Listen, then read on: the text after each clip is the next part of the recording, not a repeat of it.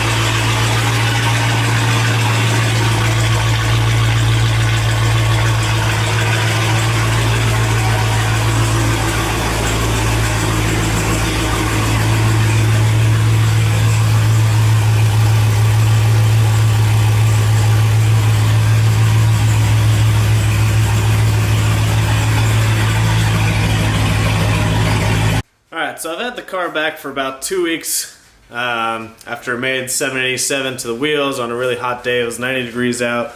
I'll go over the parts again just in case you're new to the channel, but it's got a 265 upper pulley. It's got all the Metco idlers. It's got the new B Woody billet one actually, and then it's got the leg maker intake. It's got stage 2 methanol injection. See right there, it's got, and actually we put the methanol where the windshield washer fluid goes. It's got cat deletes and a muffler delete. Still has the resonators, but it's really freaking loud. Like I said, it made 787 on a really hot day. The injectors are still good. I know someone commented on my last video if I still have the stock injectors, and I do. Once you get, they just dynoed a Hellcat. He made 815 to the wheels, and his injectors were about 80% injector duty cycle. So really, once you go lower pulley, you definitely have to do the injectors. So they've already got a lower pulley for me at the shop. I still need to do the thermostat, which is at the shop. They're just going to do it when we do the lower pulley, and then I'm going to do the injectors at the same time. So I'm going to wait a little bit because that's another pretty expensive mod with doing the injectors, lower pulley. That gets a little expensive. Plus I just got the car, I haven't really got to enjoy it. I've only had it out about 3 times, so I really haven't got to see what it can actually do. But what I want to talk to you today about is if it's worth it to modify and tune your Hellcat. So really you've got to decide if A, you're going to keep the car forever, really, or if B, you think you'll sell the car eventually. If you're going to sell the car eventually, I would not mod it because it's just going to drop the value tremendously. Anytime you mod a car, you never get that money back. Plus, the people that are buying the car, they know that you probably beat the shit out of it because it's modded, and that's what people do when they mod cars, they beat the shit out of them. So those two things you've really got to figure out up front before you start modifying it. And a third really good reason is, do you care about the warranty? I don't necessarily care about the warranty. Obviously I have voided the warranty now with the mods I've done with messing with the ECU, changing the pulley size, taking the cats out, stuff like that. Definitely takes the warranty out of the car, but it's not my daily driver. I don't put that many miles on the car as it is, so I'm really not afraid if something goes wrong. I don't think anything's gonna go wrong. I mean, the car's really conservative. Stuff can always happen, but I say this now, but I'm probably gonna regret it. But I highly doubt something's gonna happen, but now something's probably gonna happen. But anyways, if something does happen to the car, it doesn't bother me if it's gonna be down for a while and if I gotta put more money into it, because I'd probably just upgrade it even more at that point anyways. So yeah, I'm not too worried about the warranty, but yeah, definitely decide if you're gonna keep the car a long time. Definitely decide if you ever plan on selling the car, and then decide if the warranty bothers you or not.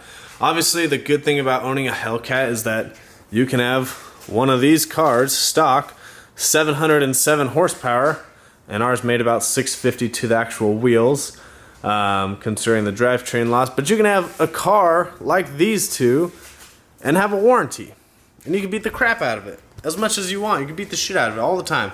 You can even do the muffler delete and still keep the warranty. But once you start doing the stuff that I did and the stuff that Kevin's about to do, the warranty goes away. So you've really got to decide, you know, what's important to you, and if something does break, are you willing to put that much money into it? Because if you blow one of these motors, you've got to figure, you know, you're out 10 to 15,000 depending on, you know, what upgrades you do to the motor when you're rebuilding it. So there's actually a guy last night, I'll put a little clip in here, and you can see it on the other video I'm going to post about boost performance. But a guy was driving his Hellcat in the rain the other day in Amarillo when it was raining really bad. It floods horribly here because the drain systems suck, and he actually hydrolocked his Hellcat, and he'll be getting billet rods, billet crankshaft, diamond racing pistons. I mean, he's looking at like a $15,000 motor easily. But he was already going to void the warranty anyways by doing the same package that I've done, and he just happened to hydrolock his motor, so now he's going to go balls to the wall with it. So really you got to decide what your end goal with the car is. And I know it's always hard, so what I would do, I mean, I obviously bought the car and modded it pretty quickly, but that's just how I am. I've had close to 20 cars. Actually, the Hellcat makes car number 20 that I've owned since I've been driving when I was 16, so 10 years ago. I'm 26, if you didn't know. And I've always modded the cars. No matter what it was, I always modded. I hate keeping stuff stock. It's boring. I'm impatient. I like fixing with stuff. I like tinkering with things. So to me, it's just fun. And that's just what I like to do. So, but if you're not me, and you're not like that, I think you should own if you're going to get a Hellcat or any high-performance car, own one for a while, figure out its limitations, take it to its limitations before you start modding it, because it's pointless. There's a guy in there, he just got his Hellcat, and he's doing the 4.5 Whipple, he's doing all the bolt-ons. The car's going to make easily 1,000 on a conservative tune, and the guy didn't even have the stock Hellcat for more than a couple weeks, so he's going 0 to 100 real freaking quick. But yeah, so figure out what you want to do with the car, test the limitations before you start messing with it, and then go from there. I mean, obviously, you can do what I did and jump right into it. I've had high horsepower cars before, obviously nothing with this much power, and it's totally different. And so, like I said, after driving this the couple times that I've had, with the, I still got the Mickey Thompson drag radials. They're almost new. I've only got like 800 miles on them. And this car still spins. This car still spins through third gear. And these are drag radials. Now you can get the R compound, which is one step above, but it's a street tire, but it's really not that good. I mean, these you can't even take in the rain. So that tire, I mean, you barely want to be driving that tire out on the street unless it's absolutely perfect out. So it's a whole nother animal controlling a car with this much power and being rear-wheel drive. And these cars are heavy too. I couldn't even imagine if the car was lighter. It'd be insane. So I don't know why people complain that these cars are so heavy, but that's a whole nother video, because that's what everyone says. But yeah, so, you know, for me, what's the next step is the lower pulley. I gotta throw the thermostat in. That's not really a step, but throw that in real quick. But lower pulley, thermostat, I need to get a drive shaft because the drive shafts are weak on these Hellcats. People with stock Hellcats and drag radials have twisted the drive shaft because it's a two-piece and it gets really small at the end. So I still need to get an aluminum drive shaft. There's a race tomorrow. I probably won't be doing it. There's actually a test and tune tonight, and I thought about taking the Hellcat out, and I may, but I'm really afraid that I'm going to twist the drive shaft if the car hooks up well. But the track here sucks, so it might not hook up and I might not twist the drive shaft. But those are the next mods for the car. Injectors, I almost forgot, but yeah, the injectors also, and that'll put me around 850 to 860 the wheels, and really there is kind of the stopping point for a while and just enjoying the car, figuring out how to get it hooked up. Obviously messing with different tire compounds, probably get some slicks, some smaller wheels, probably some 17s, and then get some Hoosier slicks for the track. But yeah, I mean, I love the car. The car runs great so far. There's a bunch of Hellcats around here now running this same kit. It's getting really popular. I don't know why, but the small city of Amarillo has a ton of Hellcats. They've had almost 20 Hellcats go through Boost Performance just to get a dyno tune or to get something really small done. I think there's 4 of us now that have the Stage 1 kit. They've got 3 guys in line for their Demon Killer kit, which is the 4.5 Whipple, all the same bolt-ons that I have.